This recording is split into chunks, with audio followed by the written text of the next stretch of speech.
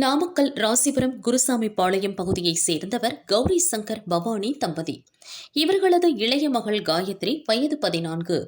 குருசாமி பாளையம் சிங்குத்தர் மகாஜனம் உயர்நிலைப் பள்ளியில் 9ஆம் வகுப்பு படிக்கிறார். சிறுமி காயத்ரி விளையாட்டில் ஆர்வம் மிக்கவர்.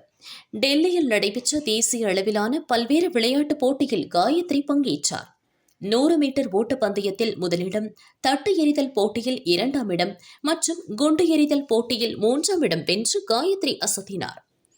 சொந்த ஊர் திரும்பிய மாணவிக்கு குருசாமி பாளையம் பஸ் ஸ்டாண்டில் தடபுடல் வரவேற்பு அளிக்கப்பட்டது.